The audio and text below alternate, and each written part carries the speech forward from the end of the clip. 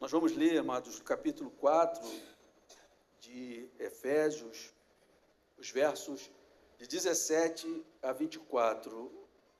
Diz assim o texto sagrado: Isto, portanto, digo e no Senhor testifico, não vivam mais como gentios, que vivem na vaidade dos seus próprios pensamentos, tendo o seu entendimento obscurecido, separados da vida de Deus, que Deus concede, por causa da ignorância em que vivem, pela dureza do seu próprio coração. Tendo se tornado insensíveis, eles se entregaram à libertinagem para, de forma desenfreada, cometer todo tipo de impureza. Mas não foi assim que vocês aprenderam de Cristo, se é que de fato ouviram falar dele e nele foram instruídos, segundo a verdade em Jesus. Quanto à maneira antiga de viver, vocês foram instruídos a deixar de lado a velha natureza e que se corrompe segundo desejos enganosos, a se deixar renovar no espírito do entendimento de vocês e a se revestir da nova natureza criada segundo Deus, em justiça e retidão procedentes da verdade. Até aqui, amados. Bem, queridos, nós estamos chegando aos derradeiros sermões desta carta de Paulo aos Efésios. E essa série, ela é fruto de orações pedindo a Deus que nos desse um tema que nos abençoasse no primeiro semestre de 2025. Esse semestre, inclusive, já ficou para trás, e eu louvo muito a Deus, porque eis aqui uma das cartas do Novo Testamento com conteúdo impressionantemente maravilhoso, como temos visto aqui durante todo esse primeiro semestre de 2025. E nesta carta, trata-se da exposição de uma verdade tão maravilhosa que o apóstolo, em sua doxologia, no final do capítulo 3, ele exclama o seguinte, ele diz assim, depois de tudo que ele vem apresentando no começo da sua carta, como o evangelho, como a verdadeira doutrina da salvação, lá no final do capítulo 3, ele exclama na sua doxologia, no seu louvor, na sua adoração, o seguinte: ora, aquele que é poderoso para fazer infinitamente mais do que tudo o que pedimos ou pensamos, conforme o seu poder que opera em nós, a ele seja a glória na igreja e em Cristo Jesus, por todas as gerações, para todo sempre. Amém. Está lá no capítulo 3, versos 20 e 21, essa exclamação de adoração, de louvor. Porque, amados, a verdadeira doutrina sobre a salvação apresentada pelo apóstolo Paulo em Efésios é infinitamente maior do que tudo o que podemos imaginar ou pensar. Deus fez infinitamente mais do que tudo que poderíamos pedir que Ele fizesse por nós. Quando Paulo está apresentando a sua doutrina, a doutrina verdadeira, a doutrina da salvação em Efésios, ele então chega a essa conclusão, que Deus fez infinitamente mais por cada um de nós do que tudo aquilo que poderíamos pedir que ele fizesse por nós. Pensa em alguma coisa grandiosa que você pudesse pedir a Deus. O apóstolo Paulo está dizendo que o que o Senhor Deus, o Criador dos céus e da terra, fez por nós em Cristo Jesus é infinitamente maior do que tudo que tivéssemos capacidade de pedir. E Deus fez infinitamente mais do que tudo que poderíamos pensar que Ele fosse capaz de se inclinar para fazer em nosso favor. Qualquer coisa. Ele está dizendo que nós poderíamos ter a capacidade de pensar em algo maravilhoso na nossa existência. E é claro que o apóstolo Paulo não está aqui, jamais esteve, e nem a igreja estava vendida Há uma teologia da prosperidade, por exemplo, que pensa, né, em Deus muito em benefício de coisas materiais e físicas. Não. Mas o que ele diz é o seguinte, que Deus fez infinitamente mais do que tudo que poderíamos pensar, que ele seria capaz de se inclinar para fazer por nós. Pois bem, amados, diante disso tudo, o que o apóstolo Paulo escreveu até aqui na carta de Paulo aos Efésios, agora no capítulo 4, ele apresenta, então, duas maneiras de se viver neste mundo. E aí, eu peço a sua atenção, porque aqui é um momento que ele faz uma aplicação muito grande para isso. Porque a fé cristã, a natureza da fé cristã, não é de uma fé teórica somente, mas é de uma fé prática. É um conhecimento, como nós estamos falando aqui, no batismo do Augusto. A fé vem pelo ouvir, e ouvir essa revelação de Deus, a verdade de Deus, mas a fé cristã não se esgota na teoria, ela desemboca na vida prática. Aliás, se ela não desembocar na vida prática, não houve ainda aquilo que Deus intenta para o nosso coração, ok, amados? Então, depois de tudo que ele fala, ele apresenta, então, ele chega a essa parte da sua carta e nos coloca aqui diante dos olhos duas maneiras de se viver nesse mundo. Depois de tudo isso, depois que nós ouvimos as coisas mais maravilhosas, qual deve ser a nossa maneira de viver? Ele apresenta então duas formas de se viver nesse mundo à luz do Evangelho. Eu queria falar sobre essas duas maneiras de viver. A primeira maneira é viver como o mundo sem Deus vive. Essa é uma possibilidade e é uma maneira de se viver. Como vive? Isso, ele diz assim, isto, portanto, digo, que no Senhor testifico, não vivam mais conforme os gentios que vivem na vaidade dos seus pensamentos. Não vivam mais como os gentios vivem. Porque essa é uma possibilidade de se viver neste mundo. E os gentios vivem assim. Gentios, o que é isso? Gentios vem da tradução de um termo grego, que significa etnos, uma palavra muito conhecida por nós, né, e refere-se às multidões de indivíduos, refere-se às nações do mundo que não adoram ao Deus verdadeiro. Esses são os gentios, esses são as gentes, o etnos. Então, Paulo está aqui apresentando para nós, diante disso tudo que nós temos conhecido, né, que há duas possibilidades de se viver neste mundo. Uma é vivendo como os gentios, mas ele, de antemão, ele diz, olha, vocês não devem viver como vivem as nações. Ou seja, amados, o que eu quero trazer aqui é o seguinte, tudo isso que conhecemos, que ficamos encharcados de alegrias, de esperança, isso tem que redundar em postura de vida, ok, amados? Não existe dentro do cristianismo, faço o que eu digo, mas não faço o que eu faço. Não existe, amados. Não existe. Eu não estou dizendo aqui, nem propondo, que o cristão é um homem ou uma mulher perfeitos. Não são. Nós pecamos, a carta de João deixa isso muito claro. Se dissermos que não temos pecado, estamos mentindo, mas nós não fazemos aliança com o pecado.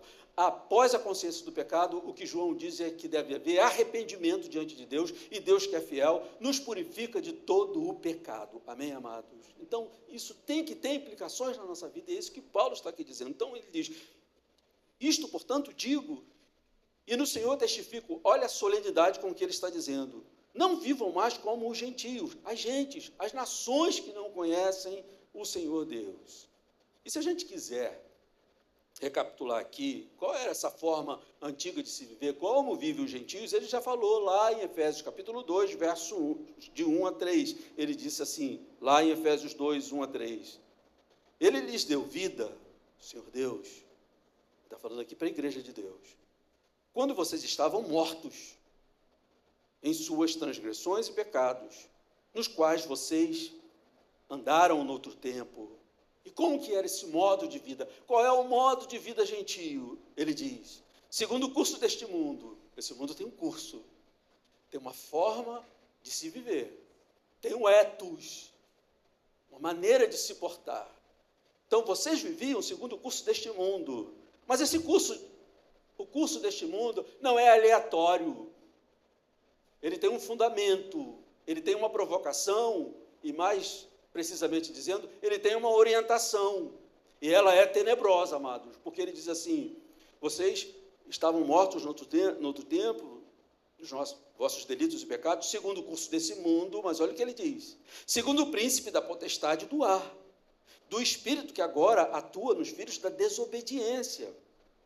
Entre eles, nós todos andávamos no passado, segundo as inclinações da nossa carne, da nossa natureza caída, segundo as inclinações da nossa carne, fazendo a vontade da carne, da natureza e dos pensamentos. O que vinha, se fazia. E não é esse o modo de viver das nações que não conhecem Deus, que não têm compromisso com o Evangelho, amados? Exatamente esse, não é? E éramos, por natureza, filhos da ira, como também os demais. Ele já deixou muito claro que esse viver conforme os gentios, conforme as nações, sem levar em conta o conhecimento de Deus, a realidade de Deus, a vontade de Deus, não é sem prejuízo. Isso tem um preço. E o preço que ele deixa muito claro aqui é que éramos, por natureza, filhos da ira, como também os demais. E um pouco mais adiante, em Efésios 2:12, ele diz que antes de ouvir a palavra da verdade, o evangelho da salvação, e tendo nele crido, antes disso, ele diz assim, naquele tempo, ou seja, antes do evangelho, naquele tempo, vocês estavam sem Cristo, separados da comunidade de Israel, ou seja, o povo de Deus, e separados e estranhos às alianças da promessa, não tendo esperança e sem Deus no mundo. Então, essa é a forma que as nações vivem, esse é o curso do mundo, ok, queridos? Claro que quando Paulo está dizendo aqui que esse viver, não conhecendo o Evangelho, não é a verdade de Deus, quando ele diz que é um viver que não se tem esperança sem Deus no mundo, é claro, amados, que Paulo está falando de uma esperança que vai além da possibilidade do mundo, das possibilidades que o mundo oferece, ok, amados? Porque ele não está de modo nenhum aqui dizendo que aquele que não é crente em Deus, não é cristão, não tem esperança. Claro que tem. O plantador que planta a sua semente tem esperança de que ela germine e que floresça e a sua lavoura dê frutos. Né? Falar em agricultura hoje, em nosso país, embora enorme, gigante, né? Onde a agricultura é muito forte, mas nós vivemos em cidades e nós temos esperanças nos nossos projetos, não é verdade, amados? Nós fazemos cursos para nos formar, para termos uma profissão, fazemos especializações, fazemos projeto de vida e temos esperança. Isso independentemente se temos fé evangélica ou não. Então, é claro que Paulo não está dizendo que aquele que não está em Cristo e vive no mundo, no curso do mundo, não tem nenhum tipo de esperança. Claro que tem. Engravida, tem um filho, acabamos de batizar um aqui, e por aí vai, amados, e outras esperanças que nós temos no mundo. Então, ele está aqui se referindo a uma esperança que vai além da possibilidade do mundo, e essa é a questão, como nós vamos ver aqui, amados. Então, queridos, ele então diz, voltando ao texto, Efésios 4:17, ele diz, isto, portanto, digo, e no Senhor testifico, não vivam mais como gentios que vivem na vaidade dos seus próprios pensamentos, tendo seu entendimento obscurecido, separados da vida que Deus concede, por causa da ignorância em que vivem. Pode ser o maior doutor, pós-doutor, sem Cristo, ignora o que é mais importante do ponto de vista existencial para um ser humano, ok, amados? Ele está deixando muito claro isso aqui, queridos, que a gente pode admirar muitas figuras das nações e não é proibido, não é pecado admirarmos pessoas que vivem sem Deus, suas vidas, seus projetos, sua ciência, sua capacidade, mas que a gente tenha muito bem diante dos nossos olhos, que ignorar o que a revelação de nosso Deus traz é ignorar o transcendente, o maravilhoso, o eterno, ok, queridos? Então ele diz, aqui deixa muito claro isso, né? Que não devemos viver como gentios. Você pode olhar para uma pessoa sem Deus e dizer assim, eu admiro a paternidade desse homem. a forma como ele lida com os filhos. Eu admiro a maternidade dessa mulher. Eu admiro o profissionalismo desse homem ou dessa mulher. Eu admiro a ética profissional desse homem e dessa mulher. Mas Paulo está dizendo o seguinte, alertando para o seguinte: não vivam como vivam os gentios. E a gente vai olhar para que é que ele está chamando a atenção aqui. Porque eles vivem, né, na vaidade dos seus próprios pensamentos, tendo o seu coração obscurecido, separados da vida que Deus concede por causa da ignorância em que vivem. Isso aqui é muito antagônico, podemos dizer assim, né? Porque às vezes você tem um pós-doutor em alguma ciência, não é? Mas ele ignora aquilo que, como ser humano, jamais deveria ignorar, por causa da ignorância que vive, pela dureza do seu coração. Então, amados, Paulo está dizendo aqui, em outros termos, que por causa da sua insensibilidade em relação a Deus, os seres humanos são, por natureza, alienados dessa vida de Deus. Ok, amados? É para isso que ele está chamando, e Paulo está dizendo aqui que os cristãos devem criar o hábito de evitar a maneira como andam os gentios. Muito cuidado com isso aqui. Ele está dizendo que nós devemos criar um hábito. Ele não está dizendo simplesmente, amados. Eu penso que o chamado do Evangelho, nesse sentido, não é simplesmente não viver, mas criar um hábito para se evitar a maneira como os gentios andam. Ou seja, é um processo, é intencional, ok, amados? Ser um crente em Deus e viver do mesmo jeito que vive o mundo sem Deus é um contrassenso, amados. Vejam bem.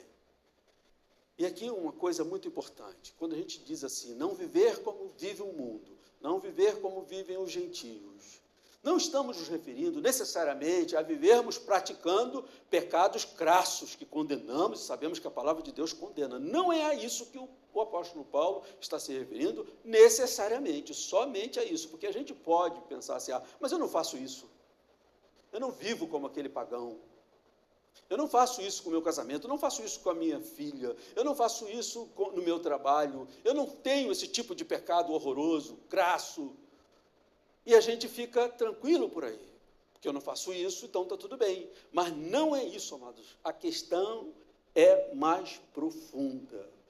Trata-se de uma postura existencial que negue o que foi revelado por Deus em sua palavra, em Cristo Jesus. Estão entendendo aqui? Então não trata-se somente de dizer, se eu não vivo como gentio, por que você não vive como gentio? Não tenho esse, aquele outro pecado. Não faço isso. Mas você pode ter uma postura existencial que negue toda a revelação de Deus em sua palavra e em Cristo Jesus. Isso te joga naquilo que Paulo já chamou a atenção, algo como viver sem esperança e sem Deus no mundo. E uma boa maneira de nós testarmos isso é perguntarmos: qual é a perspectiva e a expectativa que eu tenho da existência, da vida, do mundo? Até onde vai a minha esperança? É somente conseguir pagar meus boletos? É somente dar um conforto para a minha família? É somente planejar a vida enquanto eu tenho vigor para viver? Uma forma de nós testarmos, amados, se nós estamos vivendo, não segundo os gentios, mas segundo aqueles que conhecem a verdade de Deus, é nós perguntarmos isso, queridos. Qual é a expectativa que eu tenho da vida e qual a perspectiva que eu tenho da existência? Queridos, a dificuldade de se falar sobre o reino de Deus e, às vezes, a ausência total de uma fala que se refira ao reino de Deus é um sintoma preocupante, tá, amado? Porque a pessoa não vive na perspectiva do reino. Ela é religiosa, vamos dizer assim. Como o hindu é religioso. Como o monge tibetano é religioso. Mas quando ela está no caldo da existência, a sua perspectiva não é uma perspectiva que corresponda à verdade revelada por Deus. Então, estão vendo aqui a distinção, queridos? Não é somente deixar de fazer esse ou aquele pecado. Você faz muito bem se não faz esse ou aquele pecado. Você está seguindo a palavra de Deus, inclusive. Mas ele está falando de algo, de não viver segundo os gentios, de algo mais profundo.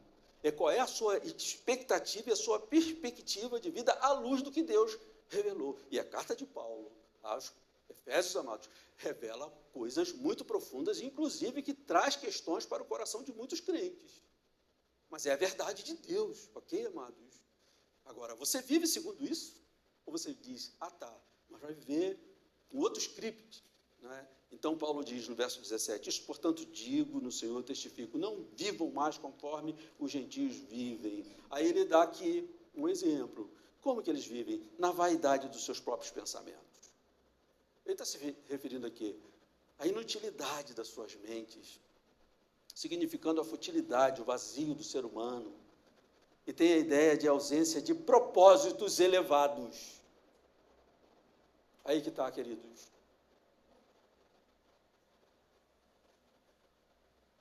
Os gentios vivem na ausência de propósitos elevados.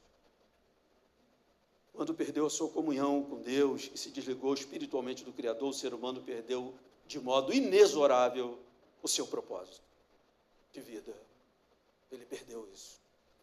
E viver de modo gentio, de modo das nações e Deus, é viver sem propósito. Ok, amados? E insistir em uma vida desligada de Deus não é apenas optar por uma vida irreligiosa. Insistir numa vida desligada de Deus significa insistir em uma vida sem propósitos. Mas aí, no mundo secularizado, no mundo de desempenho, essa questão pode vir à tona da seguinte forma: mas como assim, José? Você vai dizer que alguns feitos humanos, suas conquistas, é algo que não tem propósito? Você vai dizer que fulano, embora não tenha Deus, não crê em Deus, seja um ateu, inclusive, que criou a sua família, estabeleceu, olha, ele fez um império, e você vai dizer que isso não tem propósito? Essa questão pode vir. A que você está se referindo, então? Aí eu recorro a uma parábola que o nosso Senhor contou, lá em Lucas, capítulo 12. Ele diz assim, um certo homem, ele era um agricultor, seu campo produziu muito, e ele parou e pensou, olha, o meu campo está produzindo tanto, mas eu não tenho celeiros suficientes para eu colocar aquilo que o meu campo está produzindo. Eu já sei o que eu vou fazer, eu vou destruir todos os celeiros, vou fazer outros maiores e vou armazenar tudo o que a minha vida está produzindo. E podemos dizer, do ponto de vista profissional, eu sou um agricultor bem-sucedido. E a gente pode trazer, eu sou um empresário bem-sucedido, eu sou um investidor bem-sucedido, eu sou um cidadão bem-sucedido. Então eu vou preparar para que tudo caiba nas minhas reservas e eu vou dizer para a minha alma, agora você pode descansar. Você pode usufruir da vida. Você pode se deleitar da vida. E aí o Senhor Jesus diz assim, lá no verso 20 desse capítulo 12. Mas Deus disse para esse homem, que diz, agora está feito. Consegui, cheguei no ápice, saí na capa da revista Forbes.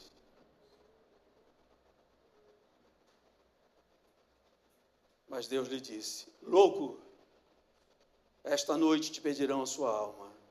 E o que você tem preparado, para quem será? E ele conclui, assim é o que ajunta tesouros para si, mas não é rico para com Deus. Jesus, ele está considerando uma vida bem-sucedida do ponto de vista material, mas que não houve nenhum investimento para uma vida com Deus, ok? Então a gente pode dizer, não faltou propósito para esse homem, não faltou, inclusive, expertise, conhecimento. Ele foi sensacional, derruba os celeiros, não estão dando conta, façam outros. E aí, amados, a gente vai ver esses propósitos abundantes, amados. Mas Paulo está dizendo que viver como gentios, separados de Deus, é viver com pensamentos sem propósitos. E aqui Jesus Cristo deixa muito claro que você pode viver com propósitos terrenos, mas você, no final, vai ver que você não acumulou nenhum tesouro para a sua vida com Deus. Queridos, nós devemos dar muito ouvidos ao que Paulo está dizendo aqui nesse sentido, porque nós vivemos em um mundo muito secularizado. E o mundo hipersecularizado, convenhamos, é um mundo de desempenho, na verdade, amados, o mundo de desempenho, o mundo de conquistas. E o tempo todo nós somos treinados para conquistar. O tempo todo nós somos treinados para sermos bem-sucedidos. Isso tudo, por mais relevante que seja, amados, inclusive a Bíblia condena o preguiçoso, não é verdade, amados? Vejam bem, a questão não é pendular, não é você dizer, vou viver num mosteiro lá no alto de Teresópolis e vou dar tchau para o mundo. Criar uma nova versão dos anos 60, geração paz e amor, dando tchau para o sistema. Não é isso, amados, não é isso. O que Jesus chama atenção na vida desse homem é que Jesus não condena pelo fato dele ter sido alguém tão previdente, tão esperto, tão inteligente, mas ele diz, você não acumulou nada para a sua eternidade. Você não pensou, como você diz para a sua alma, uma alma mortal, agora você regala-te, agora você usufrua. Como assim? Você é um louco, porque esta noite pedirão a sua alma, e o que você tem preparado, para quem será? Para a sua alma não vai ser. Porque no céu não tem celeiros guardando sementes. No céu tem tesouros juntados em Cristo Jesus na nossa fé. Amém, amados? Então nós devemos dar muito ouvidos ao que o apóstolo Paulo está aqui dizendo, né? Porque nós vivemos num mundo muito secularizado e um mundo preso no imanentismo. O que é isso? O imanentismo é uma doutrina filosófica que prega uma vida negando a existência de influências transcendentais, ou seja, influências de Deus. Para o mundo secularizado e imanente, ou um imanentismo, uma forma de viver, não existe a influência de um Deus naquilo que vivemos aqui, de modo nenhum. O fundamento e a dimensão da vida está na imanência daquilo que nós vivemos. O que vemos, o que fazemos, conquistamos. Isso aqui é a vida e acabou. Ok, amados? E essa sociedade hipersecularizada, ela está muito agarrada, capturada pelo imanentismo. E Paulo fala lá em Romanos 12, 2, o seguinte, não vivam conforme os padrões do presente mundo. Tem uma forma de pensar, tem uma gramática, mas deixem que Deus os transforme pela renovação da mente, para que possam experimentar qual é a boa, agradável e perfeita vontade de Deus. Então, queridos, Paulo diz aqui, em primeiro lugar, que os cristãos devem evitar essa forma como vivem os gentios. Isto, portanto, digo, e no Senhor testifico, não vivam mais como vivem os gentios, que vivem na vaidade dos seus próprios pensamentos, tendo seu entendimento obscurecido, separados da vida de Deus, da vida que Deus concede, por causa da ignorância em que vivem, pela dureza dos seus próprios corações. E antes de partir para o segundo ponto, amados, esses são alertas preciosos do apóstolo Paulo.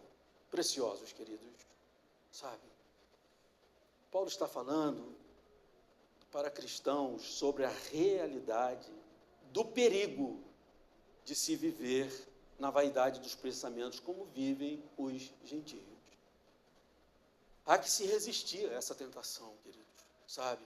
De vivermos como todo mundo vive, sabe? Com uma pitada de religiosidade, um verniz religioso. É possível que mesmo aqueles que ouvem, e esse aqui é o ponto, amados, é possível que mesmo aqueles que ouvem a verdade do Evangelho continuem vivendo como se não conhecessem, como se não conhecessem nada do Evangelho. É para isso aqui que eu quero chamar a atenção, é para isso que o apóstolo Paulo, em Efésios, está chamando a atenção. Isso é possível, amados. Aquele que conhece o Evangelho, ouve o Evangelho, sabe dar até uma aula sobre alguma doutrina, contudo, não vive conforme aquilo que conhece do Evangelho.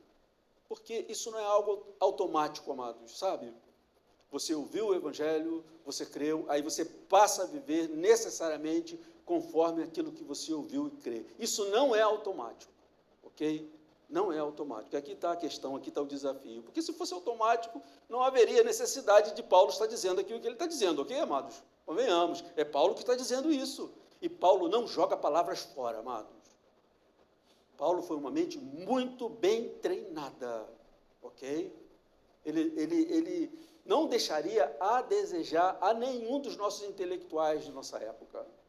Um homem muito bem treinado, que soube dialogar com o escravo, com o pobre, com o pescador, com a pessoa simples, mas soube dialogar também com, assim dizer, entre aspas, a academia da época. Você vê Paulo lá em Atenas, pregando para os filósofos, para as correntes filosóficas do seu tempo, ok, amados? Então, ele não joga palavras fora. Então, não é algo automático. Você escutou a palavra da verdade, você creu no Evangelho e você vai, então, viver conforme tudo aquilo que você crê. Há que se ter um cuidado com isso. O cristão deve pensar no que é verdadeiro. Ele vai dizer lá em Filipenses. E aqui é uma coisa também muito importante, amados. O que é verdadeiro sobre o quê? Ele diz lá em Filipenses, tudo que for verdadeiro, vocês devem pensar. Verdadeiro sobre o quê? Sobre a vida, sobre o existir, sobre o mundo, sobre o viver e morrer. Qual o propósito da vida? Qual o sentido da vida? Por que nós estamos aqui? Qual é o nosso destino? É o verdadeiro a respeito dessas coisas, amados, que ele está dizendo que o cristão deve pensar em tudo que é verdadeiro, não no que é falso. E a vida secular é imanente, está perdida numa falsidade, amados, numa mentira. Quando ela diz que para você, o que você tem à sua disposição é comer, beber, dormir, se regalar nos prazeres que estão aí, falando de prazeres lícitos, amados, e pronto, acabou. E não tem o transcendente. Isso não é verdadeiro. Então, o cristão, ele deve viver segundo o que é verdadeiro. Existe uma distinção importante, amados, entre crer e viver conforme aquilo que se acredita. Eu diria mais que a forma como se vive expressa muito mais a verdade do que nós acreditamos do que nossas expressões verbais. Ok, queridos? Muito mais. É muito mais poderoso. Eu estava assistindo a uma palestra, uma entrevista, né, com uma pastora episcopal, chamada Fleming. O querido Daniel me presenteou, junto com a Camila, um livro dela sobre a crucificação, e depois é um livro sensacional, maravilhoso, maravilhoso. E eu fui ver um pouco mais da vida de Fleming, é uma pastora episcopal nos Estados Unidos, hoje já aposentada, e ela diz uma coisa muito interessante nessa entrevista com os brasileiros, os rapazes que estavam ali entrevistando, gente com muita sede pelo Evangelho, gente devotada ao Evangelho, essas coisas que a gente tem aqui, né, hoje em dia, né, amados? Nas redes sociais a gente vê muita coisa a lamentar, não é verdade? Mas não se percam nisso, nós temos muita coisa que nos enche de alegria. Estava lá aquela pastora sendo entrevistada por esses jovens brasileiros, e ela falando ali de algumas coisas. Ela diz que uma vez ela estava pregando, tinha sido perguntado para ela o seguinte: como que você pode pregar no mundo de hoje para atrair a atenção desse mundo secularizado? E ela respondeu de uma forma muito simples, muito piedosa, muito poderosa. Ela disse assim: apenas fale a verdade. Eles começaram a rir, que entenderam o que ela estava falando. Não tem forma. Fale a verdade. Conhecereis a verdade vos libertará, lembro aqui da palavra de Deus. Né? Aí ela diz o seguinte, que uma vez ela estava pregando, e o marido dela estava ao lado de uma pessoa que estava ouvindo ela pregar. E ela pregando, né, uma pessoa, uma teóloga assim, maravilhosa. E ela diz que, de repente, a pessoa que estava ao lado do marido dela olhou intrigado, falou assim, mas ela acredita mesmo em tudo que ela está falando? Ela acredita mesmo. Vejam aí, amados. A forma como, naturalmente, ela estava falando, dizia para aquele que estava assistindo que ela cria naquilo que ela estava falando. Ele não falou assim, ela crê no que está dizendo. Ele disse, ela acredita mesmo nisso que ela está falando, por mais desafiador que seja. Ok, amados? Então, o modo de você viver, o modo de você se expressar, convence muito mais do que aquilo mesmo que você está dizendo. Há uma distinção, e Paulo está chamando a atenção para isso. Em outros termos, amados, o que Paulo está dizendo é que é contraditório conhecer as verdades acerca da salvação, especialmente aqui, as que ele apresenta aqui em Efésios, e viver na mesma mentalidade do mundo que ignora a glória do Evangelho. Okay? E aí ele passa a falar da segunda maneira de se viver. Essa primeira maneira ele diz, olha, não vivam mais como vivem os gentios. Vocês não podem viver, queridos, o seguinte, nós vivemos a vida comum de todos os seres humanos, não é verdade? Pagamos conta, escovamos dente de filhos, de netos, cuidamos da casa, fazemos tudo como todo mundo faz, temos que cuidar da saúde, temos que cuidar da família, a vida comum. Mas a nossa maneira de viver é diferente daquele que não conhece Deus, daquele que não acredita no Evangelho. E Paulo está dizendo que é contraditório você conhecer o Evangelho, viver como vive o mundo. E aí ele passa a falar dessa segunda maneira, que a segunda maneira é a maneira coerente de se viver, que é viver de acordo com a verdade que vem sendo apresentada pelo Evangelho até aqui. Ok, amados? Esse é o nosso chamado. Ok? E aqui eu vou para esse ponto para a gente concluir. Tá? E que maneira de viver é essa a que ele está se referindo? Se nós não podemos viver como o mundo, e volto aqui a chamar a atenção para o seguinte, não é somente viver sem os pecados crassos do mundo, hediondos do mundo, não é isso somente, mas viver uma postura existencial como se nós não conhecêssemos o que conhecemos em Deus. Então ele vai dizer lá no verso 20, quando ele diz, olha, não vivam mais como gentios, vocês não podem viver como eles. Os gentios vivem obscurecidos no seu entendimento, ignorantes da vida de Deus. Mas ele diz no verso 20, aqui para nós prestarmos atenção, mas não foi assim que vocês aprenderam de Cristo. Se é que de fato ouviram falar dele, de Cristo, e nele foram instruídos em Cristo, segundo a verdade em Jesus. Uma notinha aqui de exegese, amados. Esse termo de Paulo aqui, quando ele diz no verso 20, mas não foi assim que vocês aprenderam de Cristo. Em outra versão, você encontra assim, mas não foi assim que vocês aprenderam a Cristo. Por que está em um lugar a Cristo e aqui de Cristo? Porque essa expressão dele é um pouquinho complicada assim. Sabe por quê? Ele não está se referindo a um conhecimento teórico somente de Cristo, mas um conhecimento de intimidade com Cristo. Ok, amados? Porque se você crê no Evangelho, você é selado pelo Espírito Santo, você tem comunhão com Cristo. Ok, amados? Então, Cristo não é uma teoria que temos, um conhecimento teológico que temos, teórico-teológico. O conhecimento que temos de Cristo é um conhecimento visceral, experiencial, ok? Então, ele diz, mas não foi assim que vocês aprenderam de Cristo. Primeiro, ouvindo a palavra da verdade, como ele diz lá no final do capítulo 1. Depois, vocês creram na palavra da salvação. E tendo nele também crido, vocês foram selados com o Santo Espírito, ou seja, agora vocês têm comunhão com Cristo, de quem vocês ouviram falar. É maravilhoso e lindo, não é verdade? Então, ele diz, não foi assim, então, que vocês aprenderam de Cristo. Primeiro ouvindo dele e depois tendo comunhão com ele, provando que tudo que é dito dele vocês têm. Por exemplo, vou falar aqui um pouco, talvez, para alguém que é preguiçoso na vida de comunhão com Deus, com Cristo. Preguiçoso na vida de oração. Infelizmente tem isso da Igreja de Cristo, no povo de Deus, na verdade. Mas, por exemplo, Paulo fala aos Romanos que quando somos justificados por meio da fé, nós temos paz com Deus. Ok, amados? Essa paz com Deus é um resultado inescapável de todo cristão. Se ele é cristão de verdade, ele não vai ter pavor de Deus, ele vai ter temor a Deus e ele tem paz com Deus. Ele ama a volta de Cristo, inclusive, diferentemente do mundo, que se existe uma divindade, os gregos nos ensinaram que nós temos que ter cuidado com a divindade, com a ira da divindade, temos que aplacar essa ira. Ok, amados? Então, Paulo está falando aqui, não foi assim que vocês aprenderam de Cristo, ou aprenderam a Cristo, em Cristo, com Cristo. Primeiro ouvindo dele, depois tendo comunhão com ele. Você experimenta essa paz na sua vida?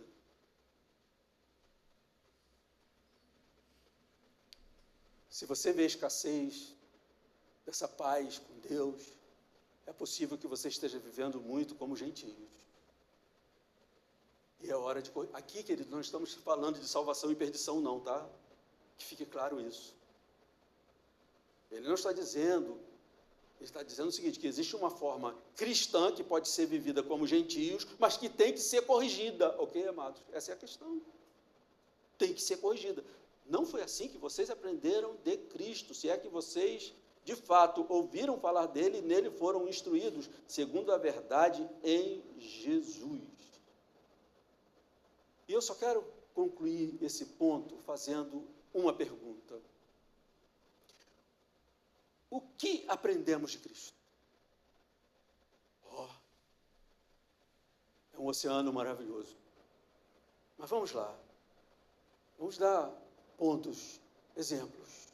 Ele está dizendo, olha, não vivam como gentios, como aquele que não crê em Deus, como aquele que não recebeu a palavra da verdade. Volto a dizer, é um perigo que o cristão sofre, tá, amados? Nós podemos correr esse risco.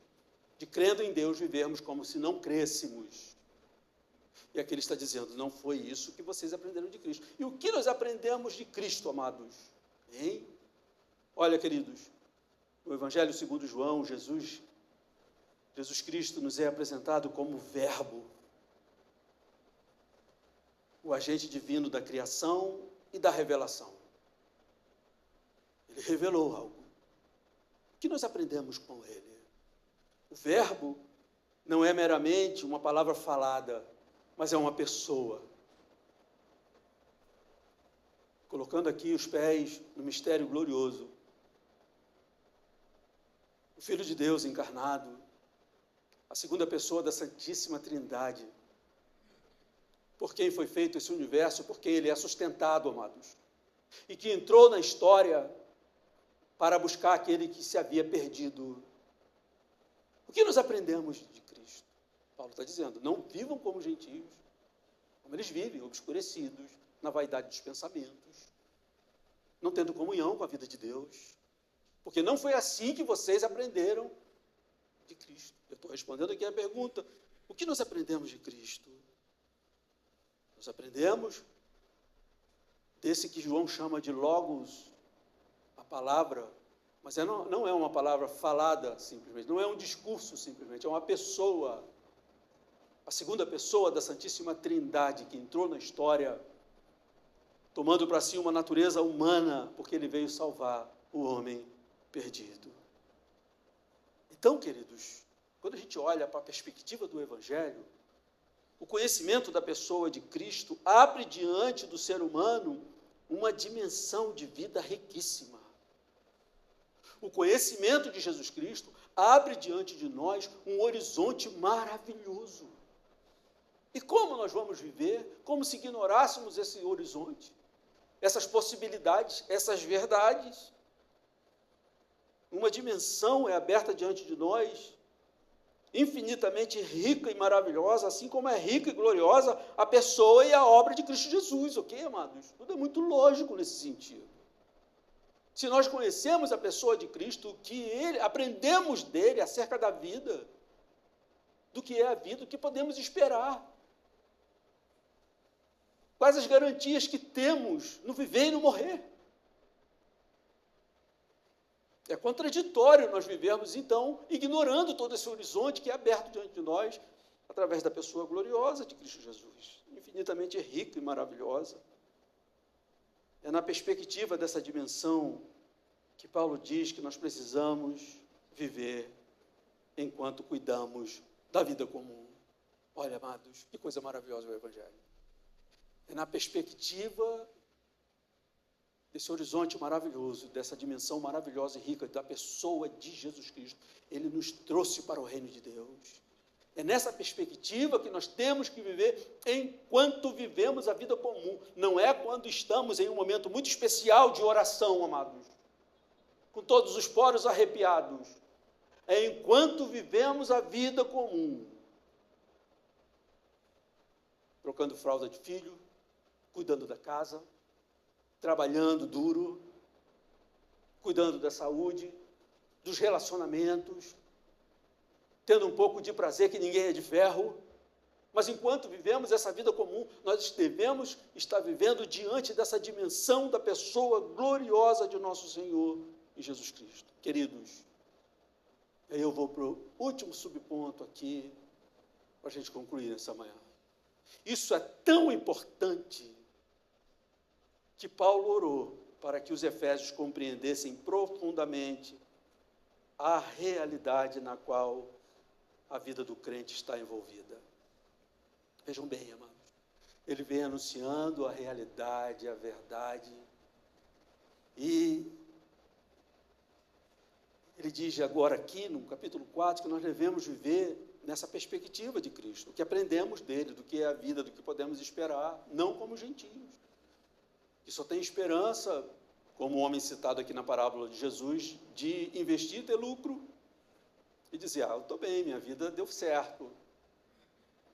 Jesus dizia, é uma loucura, porque agora vem o capítulo 2, esta noite começa, com pedir a sua alma, que você preparou, para quem será? Então, amados, depois de tudo que ele apresenta, e ele está aqui cobrando que a gente viva segundo essa perspectiva, eu tenho muita preocupação, amados, porque realmente nós vivemos num tempo muito religioso, tá? E a gente tem uma religiosidade do templo, uma religiosidade do encontro, que tem a sua poderosa legitimidade, mas não se encerra aí. Queima. Ser crente no culto. Ou ser crente lendo um texto apenas. Os textos maravilhosos que lemos, e especialmente a Bíblia Sagrada, é para nos jogar para a vida, para vivermos na perspectiva da glória de Deus. Amém, amados?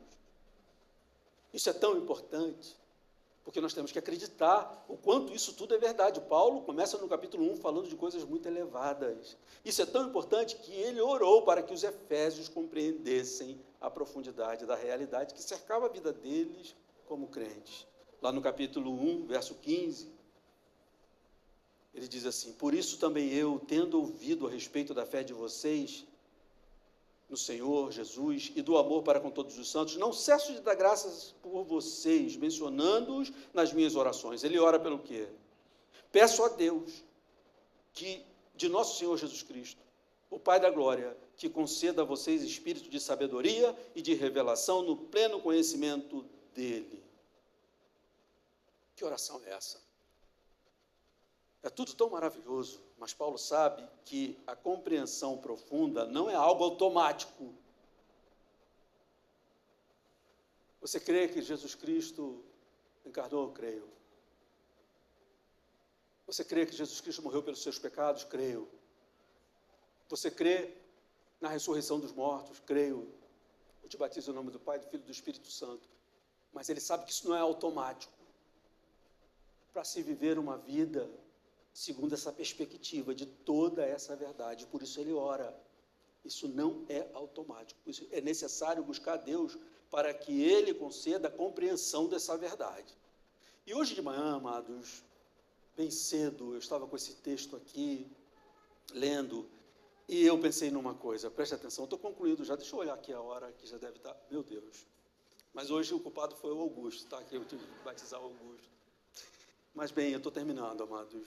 Mas vejam bem, Paulo aqui, ele prega a verdade, uma verdade gloriosa, e ele agora está orando para que eles compreendam a profundidade dessa verdade. E hoje de manhã, pensando aqui nesse texto, eu pensei no seguinte, queridos, eu sou apaixonado por astronomia, sabe?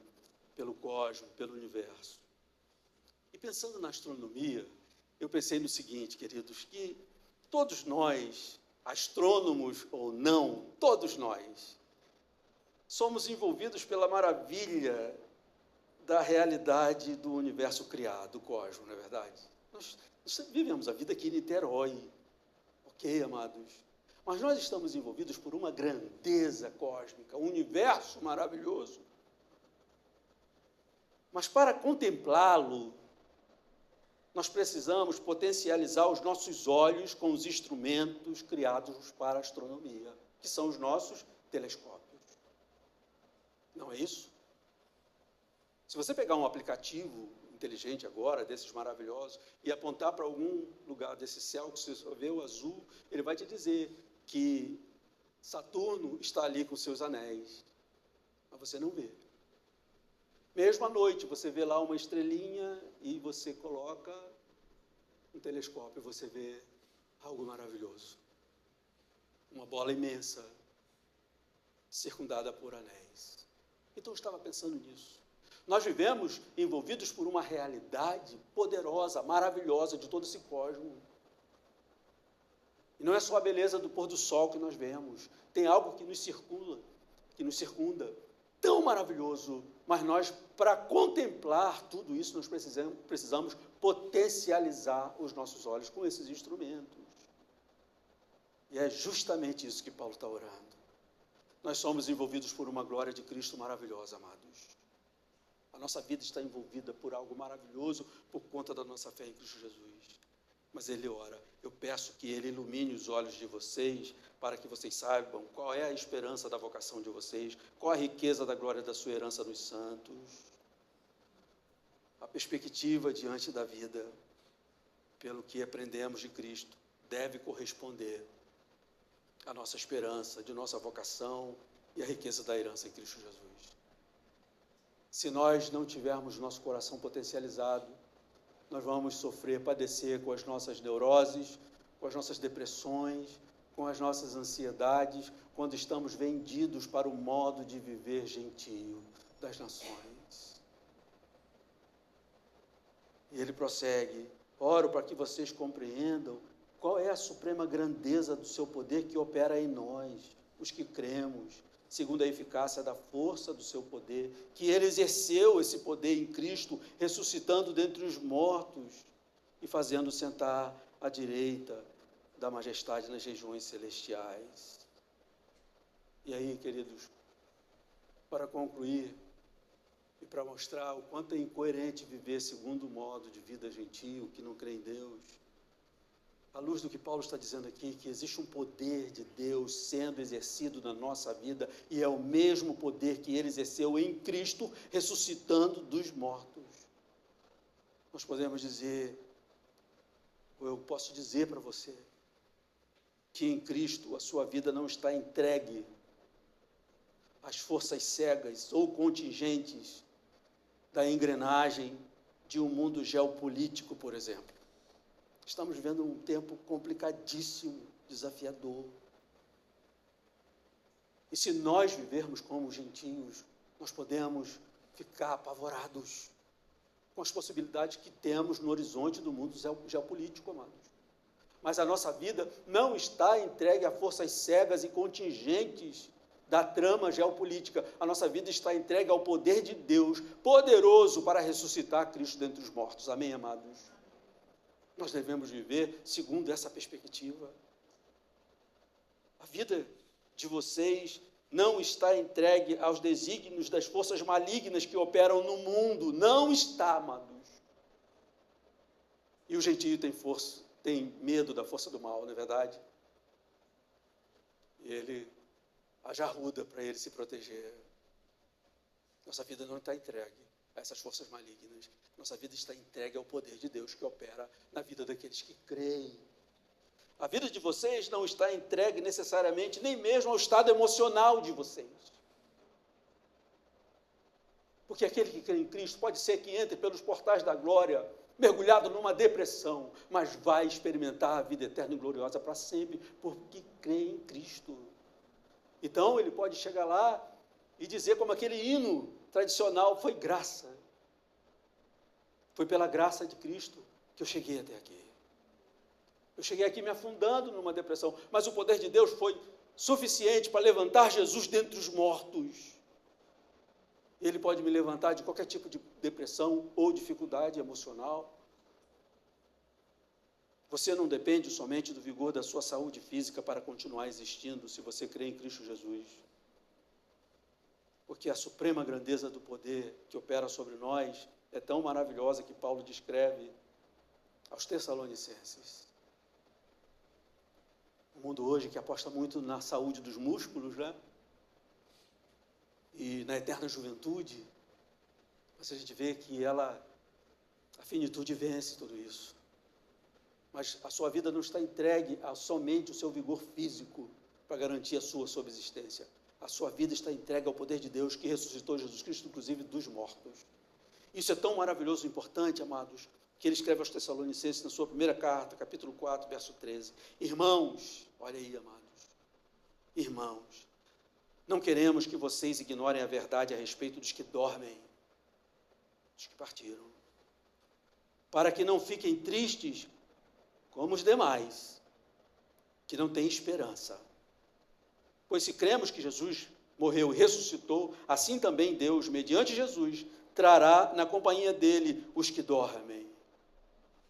É nessa perspectiva que nós temos que viver. Hoje, para mim, foi muito caro ver a Alexandra aqui na frente, essa irmã querida que abriu aqui o culto, que fez a liturgia. A Alexandra está vivendo um momento de luto, da despedida do seu pai. Aí você pode te perguntar, poxa, mas ela estava ali, falando coisas tão maravilhosas.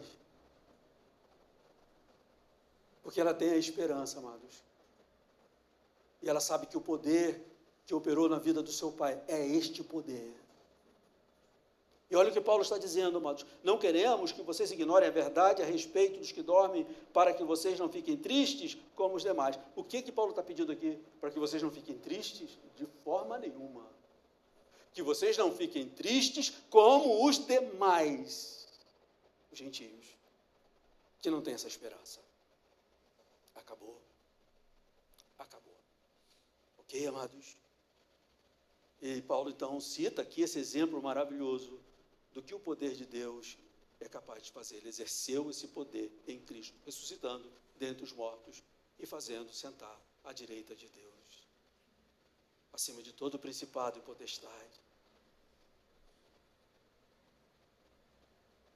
Então, queridos, concluindo, viver fora da operação da força desse poder de Deus é viver sem esperança transcendente.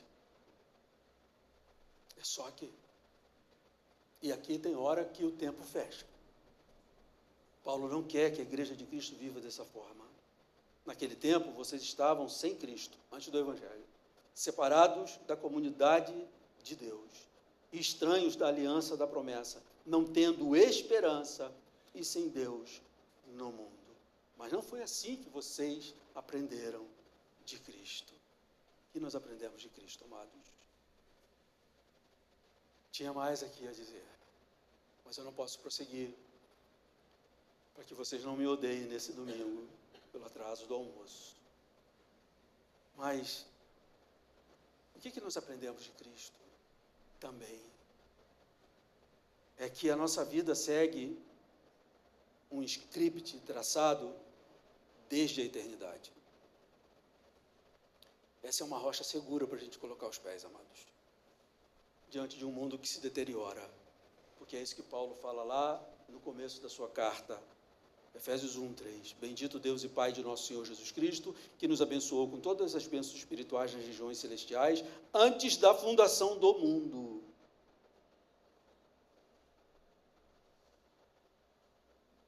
Deus nos escolheu nele, em Cristo, para sermos santos e irrepreensíveis diante dele.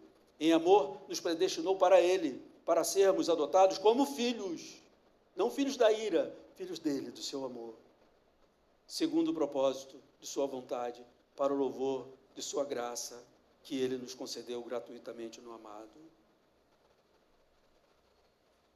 É esse script que a vida do cristão segue, amados, independentemente do que aconteça. Isso é tão interessante que Provérbios 16, 33 tem algo muito intrigante, que ele diz assim: a sorte se lança no regaço, no colo, os dados, sabe? Mas do Senhor procede a decisão. Porque a sua vida tem um script. E, fulano, tua cabeça aqui na empresa está prêmio. Vai ter uma reunião, eles vão decidir quem que vai ser demitido. Podemos pensar aqui num tipo de sorte. Jogar os dadinhos. Quem vai embora?